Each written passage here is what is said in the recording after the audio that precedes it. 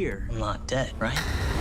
Disruption on this campus will not be tolerated. If I look crazy, it's because that's how I feel. I don't know how to live in two worlds. There are others, but they're not like us. We need to get out of here now.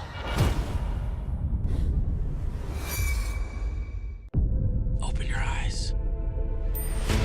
Paramount Plus has a mountain of movies. Wow. New movies. Timeless movies. Guys who are running out of time movies. So get in on the latest blockbusters. Trust me. And relive the moments that get you every time. And that's all I have to say about that. A mountain of movies, now streaming on Paramount Plus.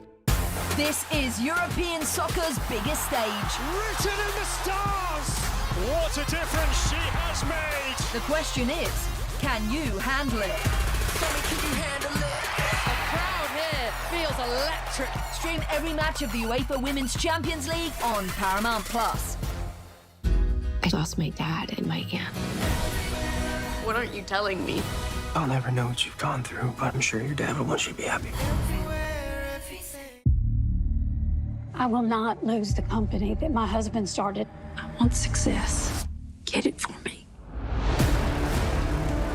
This business will bleed you dry. Dad, I'm playing on the house's money now. No, you're playing with the devil's money. What's the plan here? Gonna blow! Yeah, well, I'm just getting started. Landman. All episodes now streaming only on Paramount Plus. Well, the final group stage matches will be decided today, with Group L, and England remain in the driver's seat, playing against an already eliminated Panama.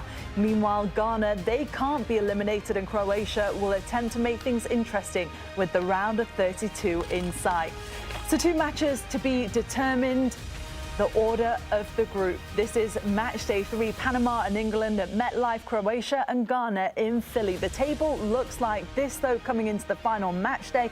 Panama, they are out, but interestingly, any of the other 3 teams are able to win the group today. Welcome along, everybody, to Golazo Matchday 48 Nations. Really nice to have you with us. I'm Poppy Miller, alongside Nigel Reo-Coker, Troy Deeney, and odd one out today. On an England match day, Mike Grella. You happy to be with us, Grell, today? I love being here with you guys, and I especially love being here when England's playing, because I get to watch you guys self-destruct and go in on England, and I don't even have to say anything. So my job is like so easy when you guys come. So you wore your lucky red again for England. So of course. It worked against Ghana, so that's good. It's a different outfit. But I do love being with you guys. Yeah. Is that Karen Miller again, is it? Not today. Oh, no. I know. It was last match day. Hopefully next match day as well. We have been a bit down on England, though. Troy, you gave them a 4 out of 10 for the last game that we did together. You're hoping for a bit better today? No, I'm not saying you were wrong. They were terrible, weren't they? Yeah, they were poor. You know where she gets those outfits, bro? Go ahead. I just think about this. You know the outdoor furniture, when they wrap the furniture for the winter? That's where she gets them. They just wrap her up. What color you want today? They wrap her up in it. Hang on. Speaking of same colours, do you only wear blue? Trousers, socks, shoes? Oh, God. We're all very coordinated today, though, for a bit of an England flag style. Yeah, we've gone there. But just to answer your original question, I think our critique was fair. I think we were fair in the first half. It was poor against Croatia. We didn't impose ourselves, and in the second half, obviously, we spoke about how well England played. Against Ghana, again, it wasn't about England for me. When you look back at it, I watched the game again yesterday. It was all about how good Ghana were. They're defensively sound. They hit us on the counter-attack, and England got lucky. In another day, it could have been a sending off for Jordan Pickford, could have been a penalty. And everyone keeps talking about, the Harry Kane missed. But Harry Kane's miss comes after those 2 instances, so it could have been completely different. So true, and the scenarios now mean that England are still TBD on where they're going to finish in the group. Yeah. We know that they're already through, but to win the group, they've got to win against Panama, and Ghana also fail to win, or draw against Panama, and Ghana and Croatia draw as well. How confident are you, Nigel, that England will go through to the round of 32 as group winners? Confident. On paper, they should get the job done against Panama, and hopefully they've learned some lessons from that performance against Ghana in how they set up an application. You know, Troy and I did the game alongside you. And I think Troy's right. The critique was very fair. I feel that the players need to take a lot more responsibility. We were lucky in that Ghana game because we knew a Ghana game, something like that was going to come up with this England side where we talk about the players that were left at home, Phil Foden, those types of players and what they can do to an England side and help them, and Cole Palmer as well. So I think for me, you just got to learn from that. They didn't lose. You got to move on to it. Good opportunity for them. On paper, they should be a Panama side. But again, I would not be surprised if Panama have the same blueprint as Ghana did with a back five and make it difficult for England. Now it's going to be on how these players learn from that experience to break down this stubborn team. And I suppose the worrying thing is Panama is out, right, Grell? So what do they have to lose today? Does that help them in this moment pose a threat to England? They're a very proud group, though. I play with a couple guys in that team as well, and they're going to be defensively sound. I think they've only conceded 2 goals up to this point, which is actually it's an accomplishment in its own way. They only know one way to play. It's going to be 5-4-1. They're going to be very defensive. So it could look, I think, similar to the Ghana game for England. But England, when you talk about the players on the pitch that they put, especially the fact that Rashford and Saka are starting today, which I think are their 2 best option number 1 there and option number 2 there, which is crazy. They haven't started the games before. I think they have too much for Panama. So I see them winning the game and winning the group. Are you surprised in a way, though, Troy, that we're at match day 3 and the rest of the group order is still to be determined? Or is this kind of what you expect, especially with Croatia, Ghana and England as well? No, this is where I expect. I actually thought we'd draw against Croatia, to be totally honest with you. They've always had like our number in terms of that street-wise, that nous that they've got. But I think today's an interesting one. We've got it down as Bellingham and Anderson as a 2.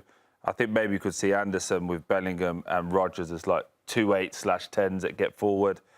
Be interesting to see how he sets up. I think it's interesting there's no Jed Spence, that he's gone for Kwanzaa at right back as well, because I think with what's happening with Reece James, I think you've got to start to go, OK, if Jed Spence is going to be the main right back, he should be starting now and get that familiarity in there. But the fact that he's not starting him, I think that shows that he doesn't trust him defensively as well.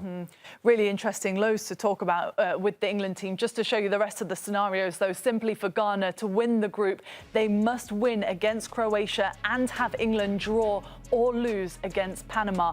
Meanwhile, for Croatia, this is what needs to happen for them to win the group. They've got to win against Ghana and they've got to see England draw or lose against Panama. So every situation is kind of simple, right, Nige, for each of the 3 teams. They basically have to win and for one of the teams behind them to lose today. Yeah, sounds very simple. Different scenario when you get on that pitch. You know, we've seen some surprising results in this World Cup from many different nations, and where you think it's going to be, as Grella terminology, will be a layup for most of these nations, and it hasn't occurred like that. So for a lot of these teams, they've got to get the job done. You know, it's easy to talk and say this and say that, and they've got the best players, they've got these top-class players, but it's amazing what you can do when you put your mind to it and apply yourself in the correct manner. And you're organised. We were just talking as well about some of the team news. And Elliot Anderson, Troy, he obviously is going to Manchester City from Nottingham Forest. That all came out this week as the highest British transfer. He was in New York doing a medical at some point for Man City. When you saw that news come out, I mean, yeah, it's got to happen at some point this summer.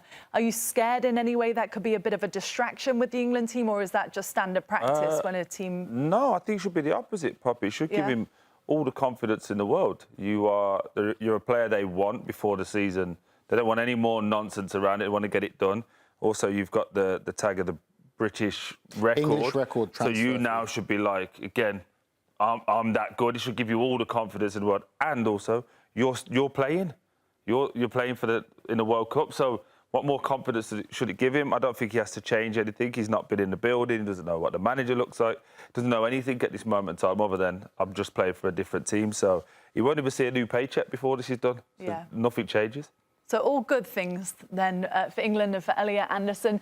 Maybe as well for a lot of the teams today, but some, obviously, their World Cup journey is going to come to an end. Chris Wittingham is with us all day long. And you've got the impossible task of trying to work out where everything stands at every moment of the day. There's a lot at stake today, Witty. Yes, there is. And we can take you, I guess, starting first with this group, the group that we're talking about with England. If we look at the bracket, if they were to win the group today, they would go into this quadrant of the bracket, which is as the winner of Group L will face the winner of Mexico and likely Ecuador in their match in the next round. They'd sort of be in this quadrant with Brazil, Japan, Ivory Coast, and with Norway. So that obviously is a very clean scenario for England. Now, the other game is a little bit more complex. When you talk about Ghana against Croatia, Ghana and Croatia, if they draw, then Ghana will be in second, Croatia will be in third. They're paired with the Colombia and Portugal group. So if we go to the other side of the bracket then, so the second place finisher will be right here. Second place in Group L against second place in Group K. That'll essentially be the loser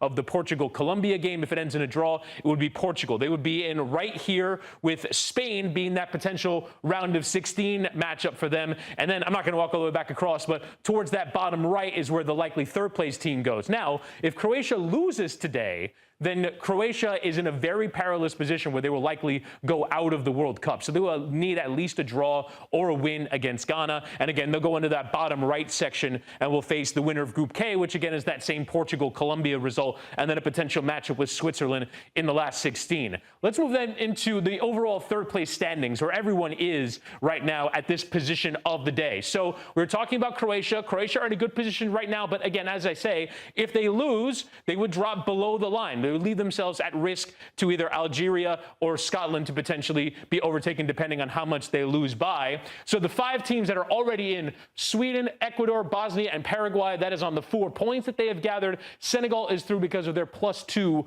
goal differential. So we look at the teams that are below the line right now. That starts with Algeria. Algeria, the cleanest scenario for them is sort of kind of a really terrible game in the final match in Kansas City at 10 p.m. of the group stage, where they could just say, let's play a 0-0 draw. We get through. Austria get through. No problem. We'll get to that scenario in a moment, but we're going to talk first about Group K, because right now in Group K, we mentioned Colombia and Portugal as being those 2 teams towards the top of the table, but DR Congo are currently last in the third place table. But they've played 2 very difficult matches already, and now they have a chance to beat Uzbekistan. If they beat Uzbekistan, they're in. No problem. And they would be into a potential matchup, most likely against England, in that next round. And then, obviously, we talked about the Colombia and Portugal situation. Again, it's very clear. The runner-up will face the runner-up of the England-Ghana-Croatia group right here, and likely face Spain in the last 16.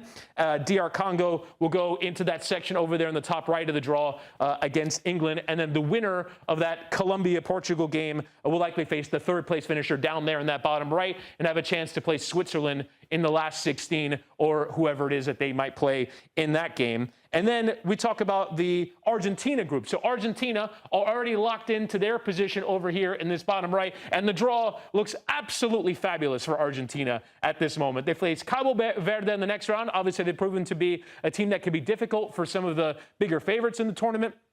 But then they would face the winner of Australia and Egypt, which is fairly straightforward. And then a lot of people, if Colombia do go on to win this game today, think that that's a fairly favorable matchup as the most likely team to play in the quarterfinal. Obviously, the dream scenario for the neutral is that Portugal win today against Colombia, and that would mean that Portugal would be down here, and they would be on a collision course for the quarterfinal in Kansas City. Tickets for that game are already at astronomical prices, and that's before we even know that they're going to play each other. And then, obviously, we talked about the scenario with Austria and with Algeria. Again, a draw sees them both through, but the problem is that right now the runner-up in Group J is going to face Spain.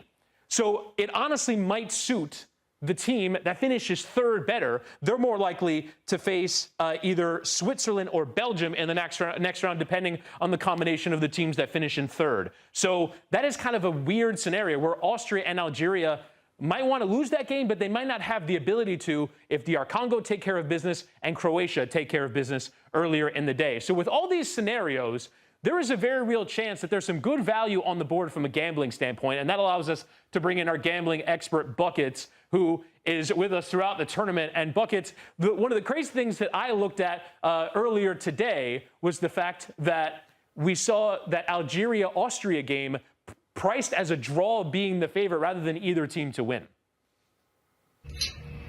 Hello to all of you beautiful people there in the studio and watching at home. Let me tell you how to bet on this Algeria versus Austria matchup. The way you make money betting on this game is by being extremely careful, because I'm sure you've already talked about at this point.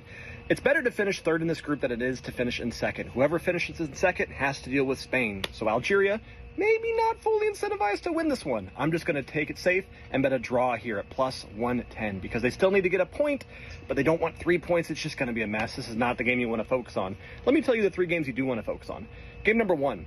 England going to take on Panama. Tuchel ball has been frustrating already. Are we going to see England come out and play for a cagey 0-0 that nobody likes? Or are we going to see them pump out 4 goals against a team like Croatia? I'm going with the latter. I expect England to take care of business quickly and efficiently, and this one against the Panama side that is already out. England to score 2 or more goals in the first half at plus 175. Bet number 2. Colombia versus Portugal. This is the game of the day for me. I'm so excited about this one because Portugal need 3 points. Colombia only need a draw. The question is can Colombia play good enough defense to stop Portugal from scoring? I say no, and I'm expecting goals in this one. Both teams to score in over 2.5 goals at plus 110. And bet number 3 in the final group. DR Congo taking on Uzbekistan. DR Congo, if you win, you're in. You got to go for 3 points here. You can't play defensive. You can't play slow. Show the whole world that you are a team that is capable of picking up a massive win against an Uzbekistan side whose defense is non-existent. I'm going with DR Congo over 1.5 goals on their team at even money plus 100. There's 3 bets and some advice on how to beat Algeria. Now I am going to enjoy not apple juice, but chugging this nice beer for no reason in particular on this lovely day.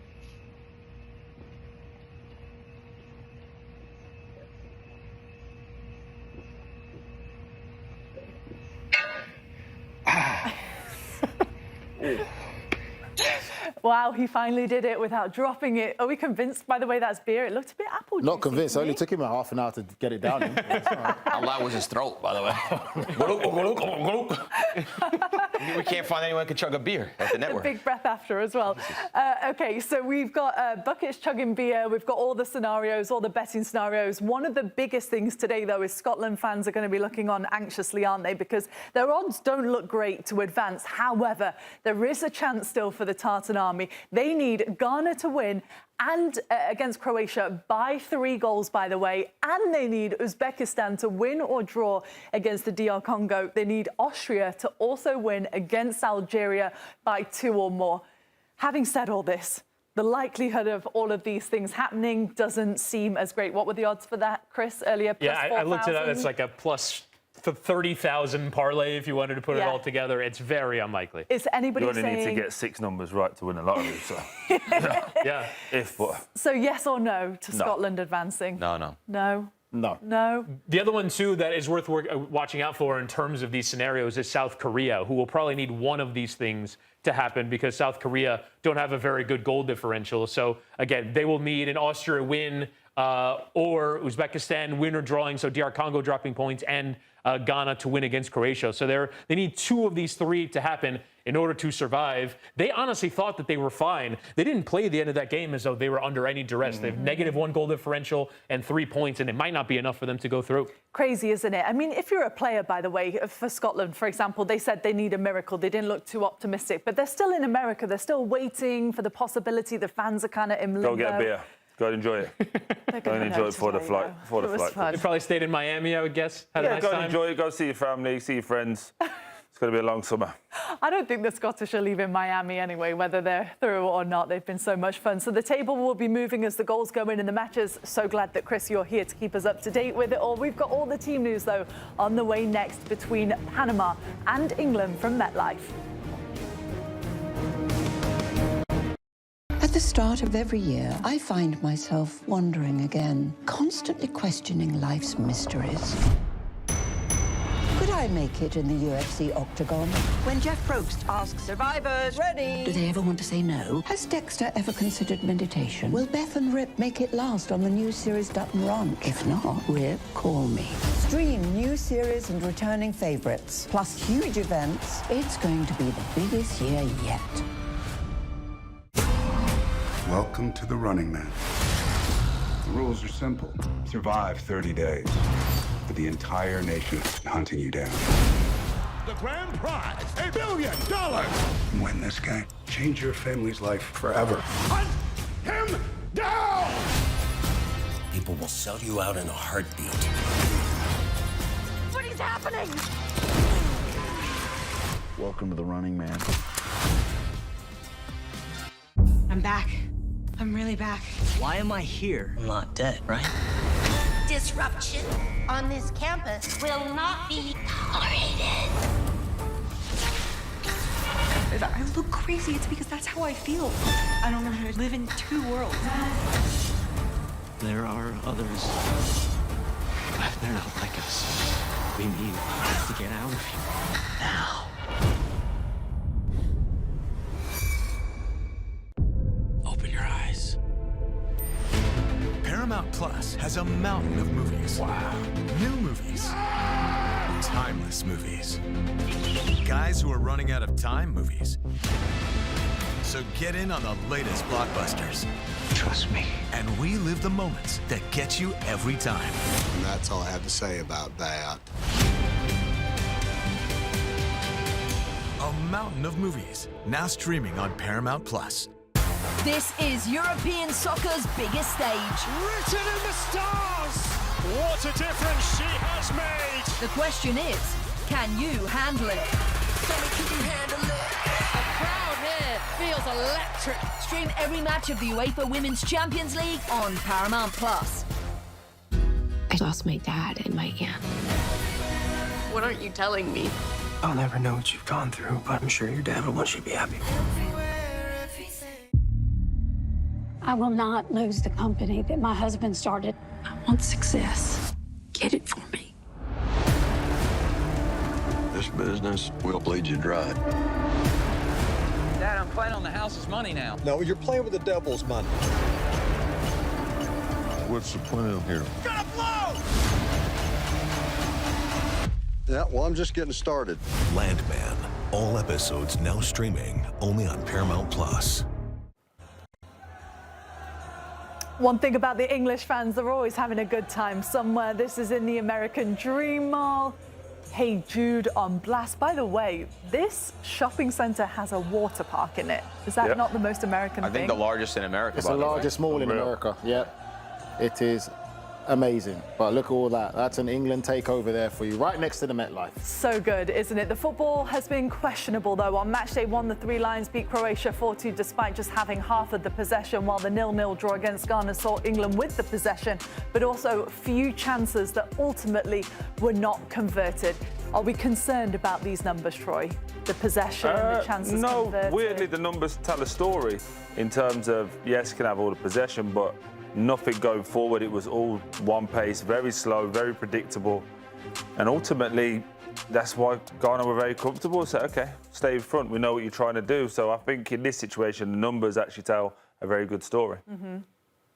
What do you think, Nigel, for today? Is this going to be another low block, do you think, that we see from Panama? 100%. They're going to be pretty much the same kind of format and blueprint as Ghana did against England to try and frustrate England and try and catch them on a counter-attacking situation. So for us, it's always been about England. How do they solve this problem? And now it's another opportunity.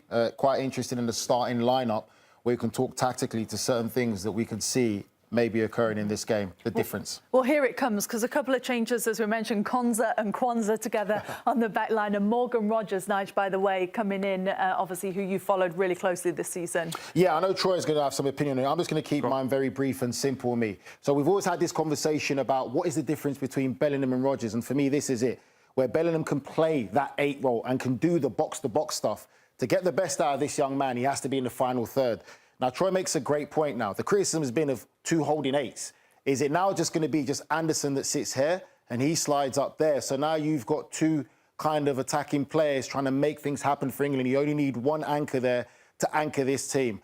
The difference is if he does come in this role, what he does is he's not scared to make that pass. He's not scared to make those penetrating passes against teams, to fire it into a Harry Kane or Morgan Rogers. And when you look for players and comparisons who've played for England have done that, Michael Carrick might have been a great example. Those players who can play that deep role, but Michael Carrick had that ability to make those passes in there in that half-turn position like Rogers. And again, another England great who used to be good at that, Frank Lampard. Always on a half-turn, receiving, ready to go forward and stay positive. Another big thing as well, Grella, by the way, Anthony Gordon, the $18 million man on the bench today. That's a bit of a statement, isn't it? I'm a big fan of Gordon. I like everything he does for Newcastle, but Newcastle play in a way that help him because they play on the counter with 1 or 2 passes, and he has a lot of space to run into in transition. Rashford's better than him.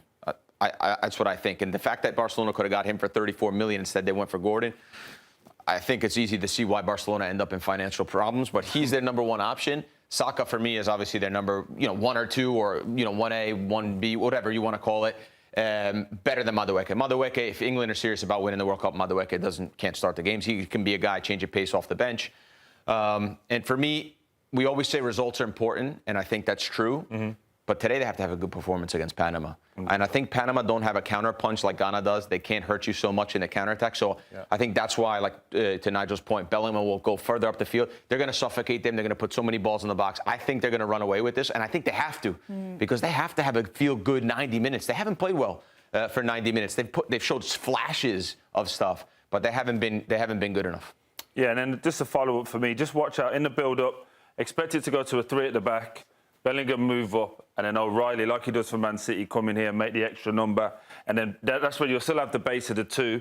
The difference is you'll have a top line of 5, including Harry Kane, occupying that back line. That's where the spaces for Bellingham and Rodgers should open up there. Really interesting that Gerald Kwanzaa's obviously coming at right back. A lot of talk about Jed Spence. Me personally, I think he's great going forward, fantastic. He lets you down defensively, both defending 1v1, but secondly, he always is behind the line. He never stays with the line. He normally plays people on. And I think it's really intriguing that they've gone with Gerald Kwanzaa in this. I don't think we're going to learn a great deal, because I don't expect Panama to put us under too much pressure. But the fact that he's given him that confidence and said, you get fit, you get ready, is fantastic. Again, we know the bench. Declan Rice, yellow card, great. Keep him off. Stones hasn't played in back-to-back games. Also had his calf strapped up, by the way, as well. Maybe that's... OK. If it's a semi-final, his calf will be fine. Are you not concerned about the... No, I'm not at all. Reports? Again, just games come quick and fast. He's played a lot of games this season. Good, give him a little bit of time off. Chalobah, Byrne, Kobe Mainu, these guys that they've been brought into the squad, even Ivan Toney, this is where me personally, Grell, I would prefer to see these guys get some minutes, because you can't risk it. They've got to get a win. That's the thing. They're under pressure now because of that result against Ghana, not getting a win against Ghana. So now they go into this game where 3 teams can still win the group. So I think when you look at this starting lineup, he had to go strong. He had to get a reaction from that first Ghana game, and they have to go for a win today. Respectfully, to the Panamanians, don't do a Grella in Australia. Every single one of them players on the bench starts for Panama. Every single one. So we can rotate it, and we should still win. In my opinion. Listen, I understand what you're saying, but I still think that is too much of a risk if you rotate those players there against a Panama team that have got nothing to lose, probably want to get a bit of revenge, and you need to win this game to win the group, because 3 teams can win it. And just to the Kwanzaa one, I think he will also add a difference for set pieces as well, with his height being involved for set pieces for England. OK, interesting. On the other hand, Panama, as we mentioned, nothing to lose today. They are already eliminated. However, as we saw with Turkey against the US men's national team, Grella, that doesn't mean a whole deal in the matchday 3 situations. I actually played with 3 of these guys. I didn't even know Escobar was playing. I played with Martinez, a Columbus Crew, a good player. He was a winger originally. He's moved into the center of the midfield in most of their qualifying campaign, and even in the first 2 games where he's been like a guy that can do everything for them. He can tackle. He's got a little bit of everything. Now he's going to go back out to the wing where I known him from. Important piece for them. He's got everything. Murillo, to me, fantastic player. He can get forward. If anyone's going to hurt them on the counter, it's going to be Murillo. Good player, can play with the ball as well. Escobar, smart, little lazy. Right, so he's the guy you could catch falling asleep for sure. I think it was 2-3 years. Never learned to speak English. Forget that. Carrasquilla on the bench is a good player, change of pace guy as well. Waterman is another guy. So Godoy is another guy, played some time in MLS. So they got some guys with some experience that are tough. They're physically strong. But this is how they're going to line up. I think they're going to get pinned in this sort of shape for large parts of the game. But a big one for them, and playing for a lot of pride today for them. And if you're Panama and the coach, the blueprint's there from Ghana, right? Yeah. Most important players is Escobar and Andrade. Those guys cannot get dragged out. They have to stay in there. They have to block the spaces. That's where England have struggled. So for England, they need to go wide, get 1v1 as quickly as they can, take the player on and force his back 3 to then get spread. That's where the spaces for Bellingham and Rodgers will come in. So that's from an England point of view. But for Panama, stay narrow, stay tight. And then the big guy up front, Rodriguez, has to look after the ball. Yeah. Okay, good stuff, boys. This game means so much to England. For Panama, obviously, as you mentioned, just playing for pride. Another group stage match we're really looking forward to is on South Beach. We'll take you down to Miami after the break for one of the most anticipated group stage matches between Colombia and Portugal. At the start of every year, I find myself wondering again, constantly questioning life's mysteries. Could I make it in the UFC octagon? When Jeff Probst asks survivors, ready? Do they ever want to say no? Has Dexter ever considered meditation? Will Beth and Rip make it last on the new series Dutton Ranch? If not, Rip, call me. Stream new series and returning favorites, plus huge events. It's going to be the biggest year yet. Welcome to the Running Man. The rules are simple. Survive 30 days. But the entire nation is hunting you down. The grand prize, $1 billion. Win this game. Change your family's life forever. Hunt him down! People will sell you out in a heartbeat. What is happening? Welcome to the Running Man. I'm back. I'm really back. Why am I here? I'm not dead, right? Disruption on this campus will not be tolerated. If I look crazy, it's because that's how I feel. I don't know how to live in two worlds. There are others. But they're not like us. We need to get out of here. Now.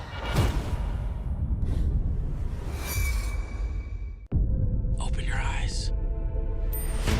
Paramount Plus has a mountain of movies. Wow. New movies. Timeless movies. Guys who are running out of time movies. So get in on the latest blockbusters. Trust me. And relive the moments that get you every time. And that's all I have to say about that. A mountain of movies, now streaming on Paramount Plus. This is European soccer's biggest stage. Written in the stars! What a difference she has made! The question is, can you handle it? Can you handle it? The crowd here feels electric. Stream every match of the UEFA Women's Champions League on Paramount Plus. I lost my dad and my aunt. What aren't you telling me? I'll never know what you've gone through, but I'm sure your dad will want you to be happy. I will not lose the company that my husband started. I want success. Get it for me. This business will bleed you dry. Dad, I'm playing on the house's money now. No, you're playing with the devil's money. What's the plan here? Gonna blow! Yeah, well, I'm just getting started. Landman. All episodes now streaming only on Paramount Plus. Well, coming up at 7:30 Eastern, Colombia and Portugal. They're in Miami today. The DR Congo takes on Uzbekistan in Atlanta. Then later on at 10 o'clock Eastern, Algeria against Austria, and KC and Jordan will take on Argentina in Dallas. The Group K standings look like this. Colombia are at the top as things stand. They've already qualified, as has Portugal, but obviously Portugal have an opportunity to go through as group winners today.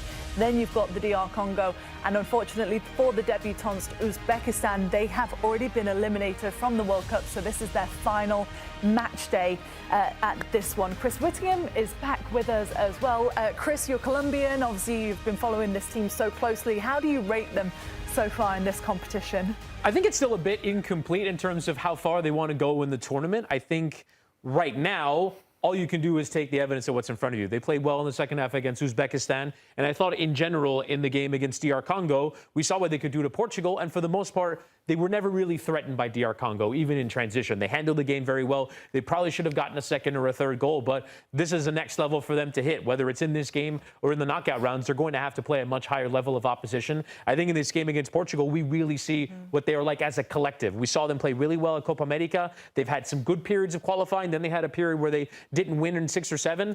the measure of them happens today in a game in which I think they will have the majority of the fans there, even for as many as Ronaldo fanboys as they're out in the country. I still think they're going to have an unbelievable home support in Miami. That's going to be probably the best atmosphere and maybe the best game of the group stage. And it comes all the way towards the very Chris, end. can I ask you, it's a bit of a loaded question. What's the area of weakness for you or concern? I think the area of concern is so far up front. Luis Suarez has not played very well so far. He hasn't really been able to get involved in the way he does for Sporting. Scored so many goals. We saw in the Champions League as well, and in the Portuguese league. He hasn't really been able to get involved, but he's still doing that sacrificial work off the ball. And then obviously the number one thing is James Rodriguez. I think he is a force multiplier for the team when he is playing well, and I think he can still play well, even though he doesn't really play at all at club level. He still can play well in the yellow shirt of Colombia. We just haven't seen it so far at this tournament, and it may be that he can no longer do this anymore, but it's one of those where I think a lot of Colombians believe in him until he no longer delivers for them, because he has up until this point. That's why I said it was a loaded question, because I wanted you to say that first before I said it and had a whole Grella situation. But I do think with James Rodriguez, there's a lot of living in the past. And when I watch the games and the games we've watched, he slows it down. On the opposite side, you've got Luis Diaz, who is going at 1,000 miles an hour. And again, ultimately, when you're not playing club football, it's very difficult to keep up on that pace. And then also for Luis Suarez as well. I think he's showing great teamwork, but a level of like one dimension in terms of he needs to be slid in all the time. And when they're asking him to look after the ball and link up play, he's just not been at that level yet, which is pretty disappointing, because I think he's very, very good. But it also shows to the Gyökeres style. You know, when you play at Sporting, they play a certain brand of football that's very inclusive for the strikers. The one thing, though, that I think could potentially help him in this game is I do think you're playing against low blocks against Uzbekistan and DR Congo. Fair. And the space you're talking about having space to play in, this is a completely different game. Because Portugal will try and control I was talking bigger picture, so sorry. This is probably the best measuring stick for Colombia. Like, I've been high on Colombia, and to be fair, I've been disappointed so far in what I've seen. And now they're playing Portugal. I think this is the best measuring stick you can. And I agree with him. It's going to feel like a home game for them, because I lived in Western Florida. And a lot of my neighbours were Colombian. You know, I've got friends I still speak to. So it's going to be an absolute party atmosphere. I would say, looking at this Colombia side now, out the two catalysts I would pick out, Luis Diaz and Munoz. Munoz, for me, is as influential for Colombia in that right-back position as most people look at Hakimi for Morocco now. Yes, he's a right-back, but the way he plays that position in the modern game, how he gets forward in goal-scoring positions and scoring goals, they're the two key players. And I agree with Troy with James Rodriguez and what he's done. And it's so much living in the past. Yes, you can see his quality. He's been fantastic. He's been fantastic, but they need to move on as a national team now. That's just the reality. You know, that feel-good factor, eventually, you got to know when to leave a party. But doesn't he probably feel like that too, Chris? Do you think that he'll be thinking with just, you know, his MLS spell, just to get him to this point, it kind of presents a new chapter after the World Cup? It's strange, because you normally don't see this. His entire career is about playing for Colombia. Going all the way back to 2014, he has that breakout tournament, was amazing, gets the move to Real Madrid. Never really worked for him at Real Madrid. Ancelotti tried to bring him to Everton. It didn't really work there. He's tried all these different things. He went to Bayern. He went to all these places. It just never really worked for him at club level. He's always been about playing well for Colombia. And again, 2 years ago, Copa America was the leading assister in the tournament. He had 6 in the tournament. No one else had more than 2. In qualifying, he had good games. I watched them play against Mexico. This was last fall, October, November. He's still pulling the strings. But every day, every year that you go without playing at a high level, the harder it is to recapture that. 100%. So it may just be 1 day, 1 month too late for him to still play at that level. And that's it, because you're not questioning his technical ability and the quality he has. It's more the athleticism and the pace of the game and how it is, because he's got it, but he's got to do it a lot quicker. That's the thing, and that goes to Troy's point, where he slows it down because he's not playing at such a high competitive level week in, week out to be sharp enough to do it as quickly as possible. Also, you've got Munoz, who's going. Munoz, he's going 1,000 miles an hour. And to be fair, giving Rodriguez some credit, because he comes in off that byline now as like an extra 10, it allows for Munoz to have that whole side. But you've just got to do a little bit more for me. The one thing that I am a bit worried about with Colombia coming into this game, though, is Munoz has been so influential. He's got 2 goals, has been brilliant. Nuno Mendes is on the other side. Yeah. You're going to have to deal with him, and you're going to have to deal with whoever starts off that left side today. So can he be as much of a threat from right back? Is he going to have the license to go forward as much when he has so much to cover down that right side? Well, how good is this game going to be? By the way, we just want to hear from Nico Cantor, because as we know, he's going coast to coast. He's all over America. But guess what? Everybody is from Miami, and I'm sure he couldn't be happier to be back in his hometown. Guys, we made it to Miami, my hometown. I'm so excited to witness the World Cup in the place that I grew up, that I call home. It's Colombia against Portugal. There is a massive Colombian population here in Miami, excited for the game. A little bit of revenge from the Copa America final for these fans, given everything that happened between the Colombia and Argentina fans getting to the stadium for that final. So there's an extra level of security. That's why we need to go to the stadium early. But everybody is excited. There's a different energy in the city because the World Cup is in town. From the moment we woke up to go have breakfast around town, you could see Colombia jerseys everywhere. And for Portugal fans, I think there's a decent amount of Portuguese people here in Miami, but a lot of Latin Americans that love Cristiano Ronaldo. A little bit of the dynamic that we saw in Houston. Guys, every time Ronaldo touched the ball, it was electric. I hadn't seen that for any other player, because it's not all Portuguese people plus they cheer for Ronaldo. It's a couple of Portuguese people and a lot of foreigners. So we got to head to the game early. I might take my friends. They want to see a really good game of football, because honestly, it's a litmus test to see where Colombia and Portugal really are at. Because the opposition before, perhaps it wasn't the greatest, but now they're going head to head. The winner of this group, if everyone keeps on winning out, potentially faces Argentina in a quarterfinal. So I'm headed to the stadium soon with my boys. I'll see you guys over there. If that isn't Nico in his element, then I don't know what is. That has got to be new profile picture, hasn't it? Nico, the pet detective. Yeah, there you go. Ace Ventura, didn't he? Who do you think he's cheering for in this game? I know who he's cheering for. I know who he has to cheer for. Go on. Colombia. His missus is Colombian. Yeah. Of course he has to cheer for Colombia. Yeah, that's true. His wife's Colombian. I thought you were saying because he's Argentine and he doesn't want Ronaldo. It's tough, though, with the South American rivalries, though. I mean, the Argentines and the Colombians generally root against each other. In this game, if Nico's smart, he better cheer for Colombia. A great point. A great point. What will the atmosphere be like? You've obviously spent so much time as well, Witty, in Miami. You've got family members, right, that are going to the game tonight. Yes. It's going to be absolutely epic at Hard Rock. Yeah, it's one of the. I mean, this is a group stage game, and I think the get-in-the-door price on the ticket sites is like $3,000. Wow. I think if the stadium was 300,000 seats, it wouldn't fit the number of people that want to go to this game. This is, I think, the most in-demand game, and it's great that it's consequential. And it's consequential because of DR Congo being able to get that result against Portugal. Otherwise, this might have been a dead rubber. We see both teams rotating. But this is a game where winning the group matters because of your position in the bracket, and I cannot imagine what it's going to be like at the stadium tonight. It's not even just the Hard Rock. I think people have to understand it's also watch parties in Davie, the bars from Davie, from where Miami is south to up north to Hard Rock by Fort Lauderdale. It's that entire strip all the way down from Davie, Plantation, all those areas there. There's a massive Colombian population. Spent a bit of time down there, have you, mate? I spent a lot of time in South Florida, mate. Wait, listen, what's it going to be? Ocean Drive is going to be packed as well. I wish I was at Wet I just saw a right picture now. of the Fan Fest, which is in downtown, right by the Miami Heat's arena, and there's a traffic cam with a line that goes like 6 or 7 blocks down the road. Wow. Of people that are just there to be part of the Fan Fest, not even go to the ground and watch the game. So you wish you were Wet Willies right now? I absolutely was. You spent any time in Miami, Troy? Can neither confirm nor deny. You say I plead the fifth. You don't want to incriminate yourself. No. All right, everybody, stay with us. We're going to be right back here on Golazo Matchday 48 Nations.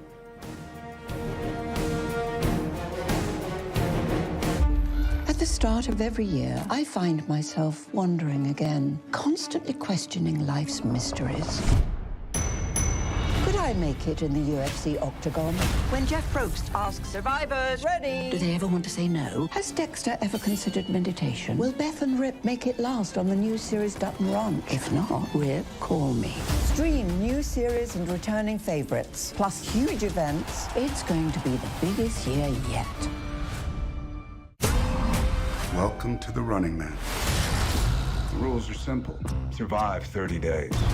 But the entire nation is hunting you down. The grand prize, $1 billion. Win this game. Change your family's life forever. Hunt him down! People will sell you out in a heartbeat. I'm back. I'm really back. Why am I here? I'm not dead, right? Disruption on this campus will not be tolerated. If I look crazy, it's because that's how I feel. I don't know how to live in two worlds. There are others. They're not like us. We need to get out of here. Now. Open your eyes. Paramount Plus has a mountain of movies. Wow. New movies. Timeless movies. Guys who are running out of time movies. So get in on the latest blockbusters. Trust me. And relive the moments that get you every time. And that's all I have to say about that. A mountain of movies, now streaming on Paramount Plus. This is European soccer's biggest stage. Written in the stars! What a difference she has made! The question is, can you handle it? Can you handle it? The crowd here feels electric. Stream every match of the UEFA Women's Champions League on Paramount Plus. I lost my dad and my aunt. What aren't you telling me? I'll never know what you've gone through, but I'm sure your dad would want you to be happy.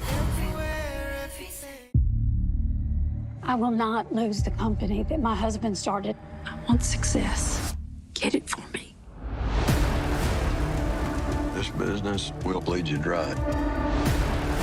Dad, I'm playing on the house's money now. No, you're playing with the devil's money. What's the plan here? Gonna blow! Yeah, well, I'm just getting started. Landman. All episodes now streaming only on Paramount Plus. Soccer isn't a new game in the United States. The immigrants brought it here in 1912. The opportunity to play for my country, I just could not pass that up. We're all very proud of you. Not everyone is aware of what happened in important historical moments for American soccer. I was a kid that shouldn't have made it. Kid from Nacogdoches, Texas. Clint Dempsey Doodle. Kind of one of those things I wasn't going to be denied. People criticize me often. You can't take it seriously. It's the USA. But I get to have that attention because I'm good. We were carrying the weight of American soccer on our shoulders. I'm gonna put it shot. Probably unfair to 20 guys. When he looks at you, he looks like he wants to kill you. And I have respect for that. It's about how much are you willing to give to win. Heavy is the head that wears the crown. The USA has realized its dream. Dempsey threw the ball in! What can this kid do? Well, for more on the stories that have shaped soccer in the States, you've got the US men's national team soccer trilogy on Paramount Plus, the $1 billion goal. You don't know where I'm from, Logan Pulisic, multiple eras, one passion, all streaming for you on Paramount Plus. Speaking of Pulisic, well, he'll be looking for a goal for the US men's national team against Bosnia and Herzegovina come July 1st, which would help raise Serie A's goal scoring by this World Cup in the numbers. This is just a look at all of the leagues and how many goals they've scored so far coming into this match day. You can see the Premier League is at the top by quite a stretch, followed by La Liga and the Bundesliga to round out the top three. Ligue 1 just behind them as well. Nigel, are you surprised by these numbers in any way? No, not really surprised. I'll tell you what, I give credit to the EFL Championship because I'll say that's the league that gave birth to me. That you're talking about a championship now with players representing nations in a World Cup. So it just shows credit how competitive the championship has become. As some people might like to turn their nose up at it, but we say it for a reason. It's a great league to develop and learn, and now they're producing players scoring goals in the World Cup. Dominance, though, right, Troy, by the Premier League. Just a note on them. Yeah, obviously, but it's a league that pays the most money, has the most stars there, so of course you would expect that. But you know, the surprising piece for me of it is the two teams actually with the most goals are from Palace and from Sunderland. Yeah. So you think to Brobby and you think to Ismail Assar. Yeah. Then, you know, those guys have had unbelievable World Cups, and Brobby's really changed the way that the Dutch play in terms of having that proper number 9 striker who can look after it, but also actually wants to go and score goals. And then for Ismail Assar, a massive, you know, fan and a friend of mine. So, you know, if Elliot Anderson's 116 million, he's got to be worth 200 at this point. So he'll be doing all right.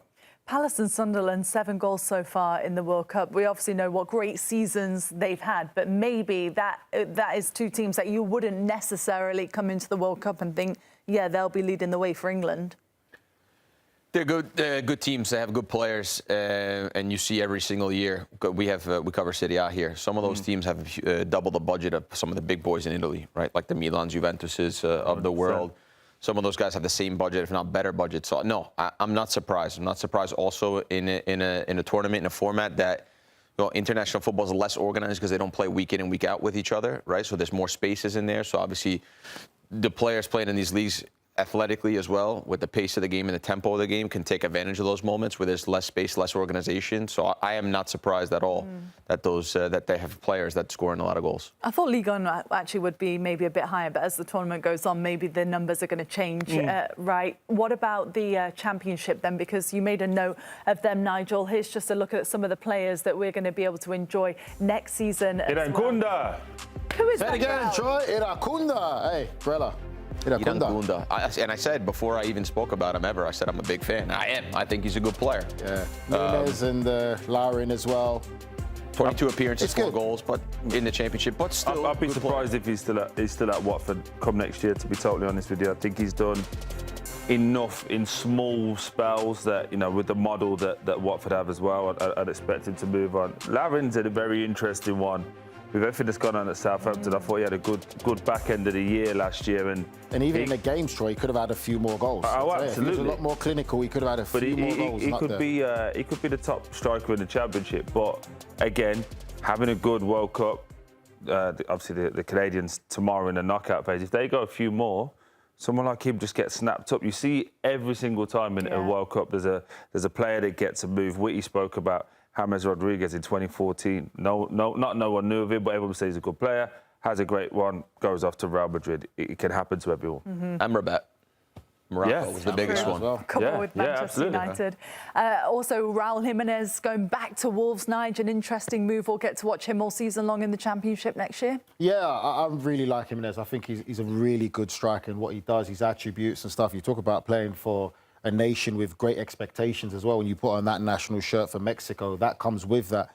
And him going back to Wolves, there's a sense of familiarity as well, and it shows also what Wolves are trying to do to get back promoted to the Premier League. It's a signing of intent. It's a signing of we're serious about coming straight back up into the Premier League. Yeah. Normally, I would agree with you. I think there's 2 parts to Raul Jimenez. First one is he's not the same player as he was pre the accident, and then obviously after the accident. That's just natural, but he's done unbelievable to continue and play. And how many people do you know that would have a head injury as severe as his and actually just go, do you know what, I want to do it again. I want to do it again. So many people would probably take the insurance money and call it a day.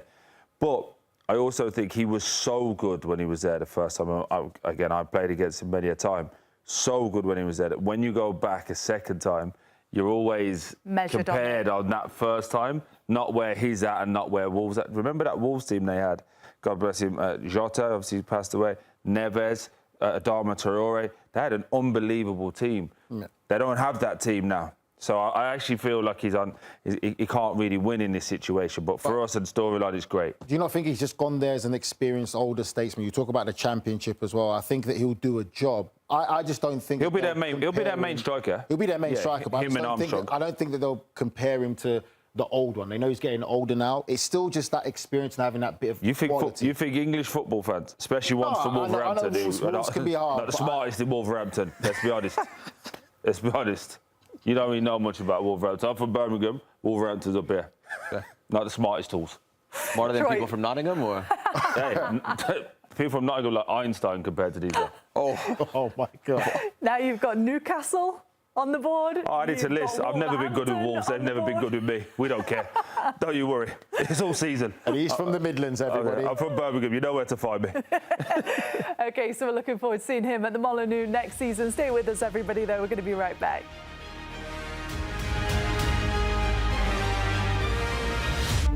At the start of every year, I find myself wondering again, constantly questioning life's mysteries. Could I I make it in the UFC octagon? When Jeff Probst asks survivors, ready? Do they ever want to say no? Has Dexter ever considered meditation? Will Beth and Rip make it last on the new series Dutton Ranch? If not, Rip, call me. Stream new series and returning favorites, plus huge events. It's going to be the biggest year yet. Welcome to the Running Man. The rules are simple. Survive 30 days, but the entire nation is hunting you down. The grand prize, $1 billion! Win this game. Change your family's life forever. Hunt him down! People will sell you out in a heartbeat. What is happening? Welcome to the Running Man. I'm back. I'm really back. Why am I here? I'm not dead, right? Disruption on this campus will not be tolerated. If I look crazy, it's because that's how I feel. I don't know how to live in two worlds. There are others. But they're not like us. We need to get out of here. Now.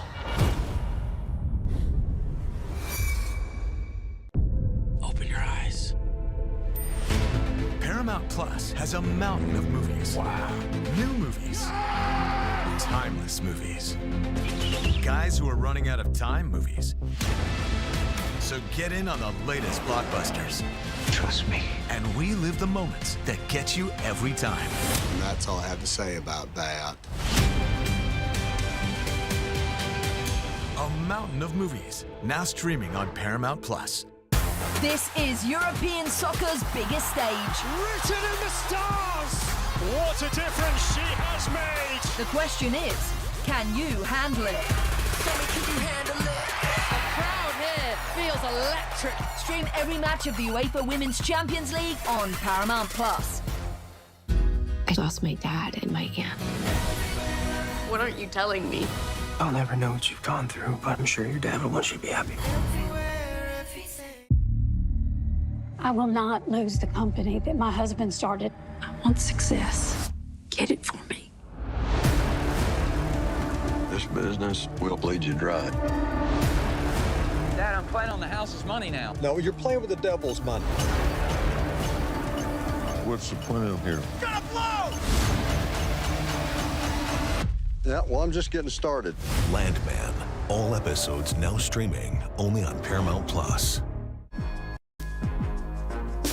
So both England and Ghana in Group L know that they're going to be in the round of 32, but they're just not sure what is the final position and which order it's going to be. Simply for Croatia to win the group, they've got to win against Ghana and have England draw or lose against Panama.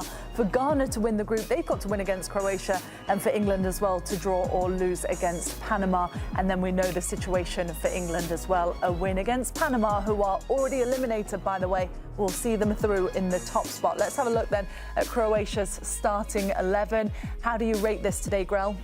Yeah, this is a good team. Budimir up top is the one that obviously, you know, they need goals from. They need hold-up play. They need more from. Baturina, we get to watch him at Como and Serie A. He's a fantastic player. He's really come into his own. Didn't start at the beginning of the season, then did, and was really good. Sucic is a Serie A champion, Scudetto winner with Inter this season. Excellent. Vlasic, another Serie A guy. At Torino, who's a good player. Modric, Milan, and Kovacic next to him. He's been introduced to the lineup because I think Modric needs a little bit of help in there and a little bit of being able to control the game. Perisic will be on the left. Ageless wonder. He'll get forward. He's just so much quality in everything that he does. Stanisic on the far side. This crazy amount of quality in the team. Guardiola is on the bench. Karamarcic is there as well. So just so many good players. I think as well with Perisic being in there that they think they're going to expect Ghana to sit back, which allows him to go up the pitch and not have to defend. And also you get to rest Guardiola as well as coming back from a long-term injury. So just expect that Perisic gets 60 minutes to kind of float and go wherever he wants. I think it's a time now that Baturina and Sucic step up for this Croatia side to be the next ones to lead this the next generation of Croatian national team. They need to step up. Let's have a look then at Ghana, who just drew with England last time out. Ayew up top, Semenyo and Sulemana as well. That's maybe an exciting front three. Yeah, it's more or less the same. Well, it's exactly the same structure in what they're going for. But instead of having the two wingers down low, ready to defend, now it's the opposite. They're high and wide, and Semenyo is on his favoured side on the left-hand side there. Expect to see him get a lot more of the ball. I think for this team and for Carlos Queiroz, I think it's one of those ones where you take so much pride from not only the result but the performance, that now the confidence all this week is, okay, let's go and take people on. We know we can be defensively solid. We know we've got options off the bench with Fatara and Thomas Asante. We know we can hurt teams. So now let's really go and impose ourselves. I don't think they'll be looking at Croatia and not being scared of them. They'll show them respect, but they'll also say, we're quicker, we're stronger, we're faster. And I know it's taboo, but the best player on the pitch in the last game was Thomas Partey. Unbelievable. So they need a big game from him again today. It's really interesting as well with the group and where the teams finish, because as we just saw earlier, it's got a massive dependent on some of the groups where maybe it does you a favour to finish in second, which is crazy to think, isn't it? But if you finish first in this group, you'll most likely play against Senegal in Atlanta. If you finish second, though, you've either got Colombia or Portugal. So how important do you think that the teams will feel today that it is to win the group? If you're going to win it all, you have to face the best of the best. So it depends on the mindset you have in your group. You just have to go out there and win the football matches. I think that's the mindset that I would like my players to have. Because whenever you start playing with, oh, you know, if we finish second, we might get this one, it's easier, you're going to be into problems. It's like if you're getting ready for a major cup final and the week before the cup final, you want to say, oh, I want to take it easy, I don't want to get injured. Guess what happens? You get injured. So you're best just staying at the highest level and just playing the best you can. Play for the win, keep the momentum, keep the confidence going. But surely you'd rather face Senegal than Portugal.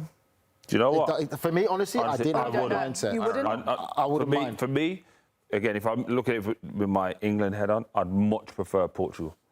Much prefer Portugal to Senegal. They're going to play, Portugal will play a 50-50 game. Yeah, you know what you're going to get. Senegal are going to do exactly what God did, sit in and wait.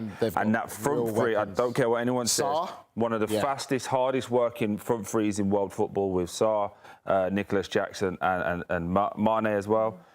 That's not a team. In my opinion, I know they didn't win AFCON in the end. It's the best African team that's here, and they've been fantastic. Senegal. Yeah. I would much prefer Portugal because I know, right, we've got to control the midfield, but we're better than them everywhere else. And Arguably also, left back. The elephant in the room would be if Ronaldo starts. You'll be happy with that, with the England back four that you've got, that you know Ronaldo's going to start, not going to run in behind you. You've got a good back four that should be able to handle that. And that could be something that you can capitalise on. OK, quick prediction then for both the games. Nigel, you going for England, Panama? England. And? Croatia. I can see that finishing in a draw, Croatia, Ghana. Grell? England draw.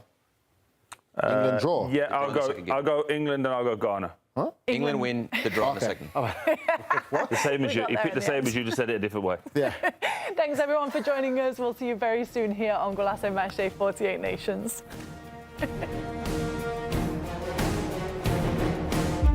At the start of every year, I find myself wondering again, constantly questioning life's mysteries. Could I make it in the UFC octagon? When Jeff Probst asks survivors, ready? Do they ever want to say no? Has Dexter ever considered meditation? Will Beth and Rip make it last on the new series Dutton Ranch? If not, Rip, call me. Stream new series and returning favorites, plus huge events. It's going to be the biggest year yet. Welcome to the Running Man. The rules are simple. Survive 30 days. But the entire nation is hunting you down. The grand prize, $1 billion! Win this game. Change your family's life forever. Hunt him down! People will sell you out in a heartbeat. What is happening? Welcome to the Running Man. I'm back. I'm really back. Why am I here? I'm not dead, right? Disruption on this campus will not be tolerated. If I look crazy, it's because that's how I feel. I don't know how to live in two worlds. There are others, but they're not like us. We need to get out of here now.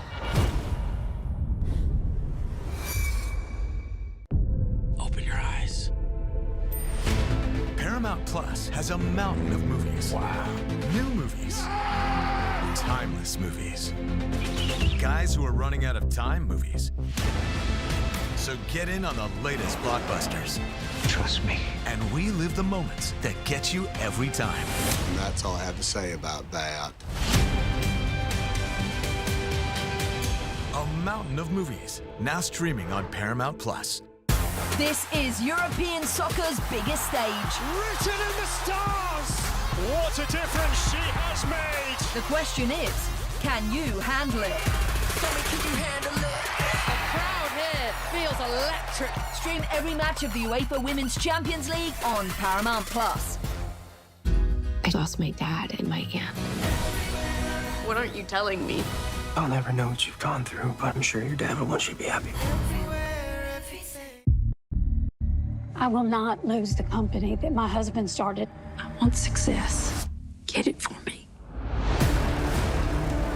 This business will bleed you dry. Dad, I'm playing on the house's money now. No, you're playing with the devil's money.